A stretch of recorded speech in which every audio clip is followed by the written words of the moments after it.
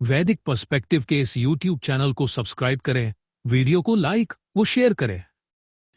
ओम यत इंद्र अहन प्रथम जाम अहि नाम माई नाम अमिनाह प्राउत मायाः आत सूर्य जनयत द्याम उषा सम तदीतना शत्रुमना किला विविध से। जो तुमने हे इंद्रियों को वश में करने वाले हनन किया अहियों में प्रथम उत्पन्न का और तत्पश्चात मायावियों की मायाएं पूरी तरह विनष्ट हुई, तत्पश्चात सूर्य को जन्म दिया, स्वर्ग को, उषा को, तभी तुमने निस्संदेह कोई शत्रु नहीं पाया। यह जो मंत्र लिया गया यह ऋग्वेद के प्रथम मंडल के 32वें सूक्त का चतुर्थ मंत्र है और ऐसे ही समाज में जो अच्छे काम करने वाले उनको भी वो समाप्त करेंगे। तो ये ऐसे लोगों से संभलना है।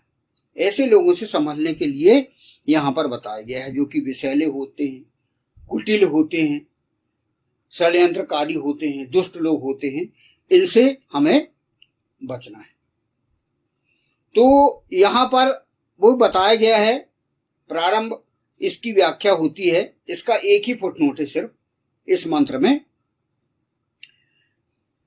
जैसे कि इसका अनुवाद है, हिंदी अनुवाद, जो तुमने हे इंद्रियों को वश में करने वाले हनन किया अहियों में प्रथम उत्पन्न का और तत्पश्चात मायावियों की मायाएं पूरी तरह विनष्ट हुई, तत्पश्चात सूर्य को जन्म दिया, स्वर्ग को, उषा को, तभी तुमने निस्संदेह कोई शत्रु नहीं पाया। तो इसकी व्याख्या यहाँ पर भाष्यकार ने यहाँ पर किया है, जिसको कि हम सरल भाषा में समझें। वैसे ही तो ये सरल भाषा में बताया गया है और उसको भी हम सरल भाषा में समझते हुए हम आगे बढ़ें। यहाँ कहा गया है, इस मंत्र में इंद्रियों को वश में करने वाले इंद्र को अजात शत्रु बनने हेतु क्या करना चाहिए यह बतलाया गया है।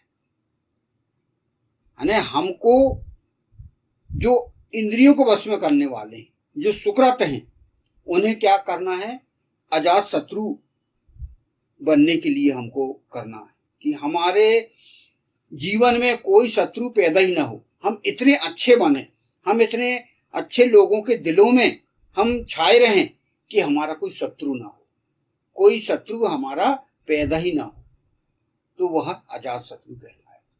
तो ऐसे हमको बनने के लिए इस मंत्र में कहा गया है। पिछले 1 से लेकर 3 मंत्र और आगे भी हमको गाइडेंस दी गई कि हमें अपने आप को ऐसे कैरेक्टर हमारे अंदर होना चाहिए, ऐसा चरित्र हमारा होना चाहिए कि हर कोई हमको अच्छा समझे, अच्छा माने, और वो भी दिखावे का नहीं।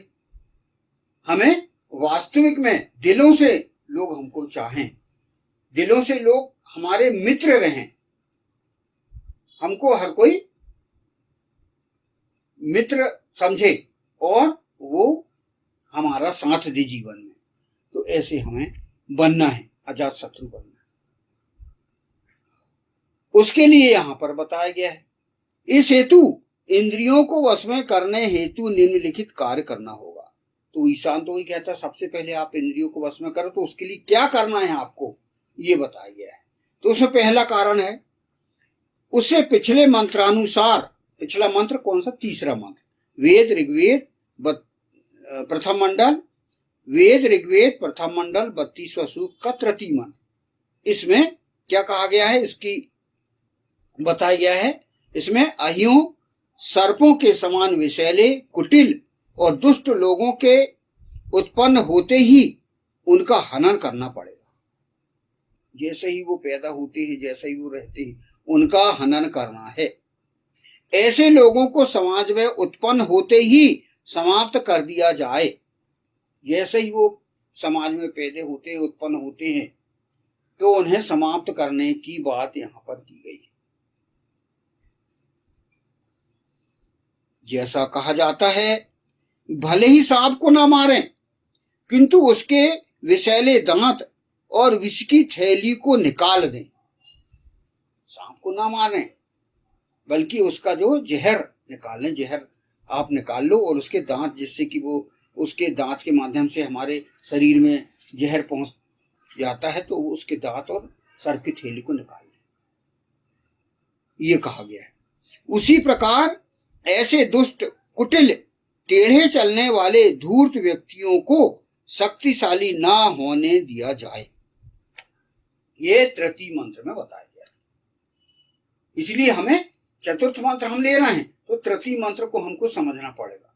तो तृतीय मंत्र का यहाँ सारांश बताया गया है कि भाई आप चतुर्थ मंत्र समझ रहे हो, पढ़ रहे हो, सुन रहे हो, समझ रहे हो, तो तीसरा मंत्र में ये कहा गया है, और आपको चौथा उसी से जुड़ा हुआ है ना, कि यदि आप ये कार्य कर रहे हो तो आपको आगे, अभी तो चौथे मंत्र का काम ही शुरू नहीं हुआ है, अभी आपको तीसरे मंत्र के आधार पर आपको इंद्र बनना है, और कैसे कैसे लोग जो समाज में होते हैं उनको आपको किस प्रकार करना है, समाप्त उनको। तो समाप्त क्या करना है उनको, तो एकदम से मारना तो नहीं है, एक नीति बताई गई, उपाय बताया गया कि आप उनके जहर के दांत तोड़ दो, थैली भी निकाल लो, जहर ना। कई अपन सपेरों को देखते थे पहले, अब तो अब आते नहीं, क्योंकि अब तो जो है इस समय जंतु की रक्षा, जानवर जंतु की रक्षा के लिए नियम कानून बनाए गए हैं कि उनको हमें नुकसान नहीं पहुंचाना है।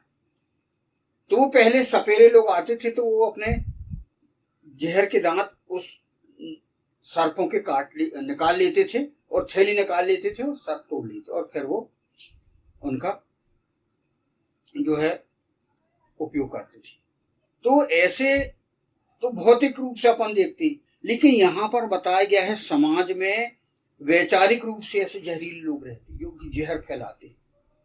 अब समाज में क्या क्या जहर फैला हुआ है, हम जानते हैं कि जो समाज में जो अनैतिकता है, जो बुराइयां हैं, वो तो सब जहर है। जो अनैतिकता है, जो बुराई फैली हुई है, वो सब पूरा जहर। तो ऐसे जहरीले विचारधारा से भी हमें बचना है, और ऐसे व्यक्तियों को पहले तो मारना नहीं है भाई, पहले उनके अंदर जो कुटिलता भरी हुई है, जो षड्यंत्र करने की जो चाल वो करते रहते हैं, वो उनके समाप्त करना है। हमें यही कहा गया कि व्यक्ति को नहीं मारना है, व्यक्ति के अंदर जो दुर्भावना भरी हुई है, दुष्टत्व जो भरा हुआ है, उसका जो दुष्टता वाली विचारधारा भरी है, वो समाप्त करना है। फांसी देना या जान से मारना जो अंतिम विकल्प है, उसमें करने को कहा गया, लेकिन वो परिस्थिति के अनुकूल कहा गया कि आप परिस्थिति अनुकूल उनको मृत्यु दंड दो, लेकिन पहले तो आप उनको सुधारने का प्रयास करो। जो जहर उनके अंदर भरा हुआ है, किसी की निंदा करना, नकारात्मक सोच, फिर भ्रष्टाचार, रिश्वत लेना देना, है ना, फिर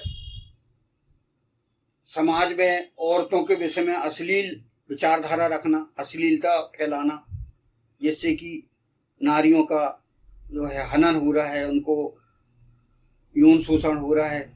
ये जो विचारधारा है, ये सब जहरीली विचारधारा है। नास्तिकता, ईश्वर नहीं होना, भाई जब तक ईश्वर होगा तब आप जो है आपके अंदर धार्मिकता आएगी, आपके अंदर धार्मिक विचार आके फिर आप अपने आप को सुधारोगे।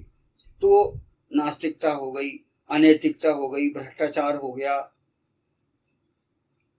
और नारियों के प्रति असम्मान हो गया, दुर्भावना हो गई, बलात्कार, फिर आतंकवाद, जो कि कमजोर लोगों को डराना धमकाना, नारियों का शोषण करना, बच्चों को मारना, ये सब जो है विचारधाराएं ये फैली हुई हैं। इन्हें समाप्त करने के लिए ईश्वर ने हमें बोला।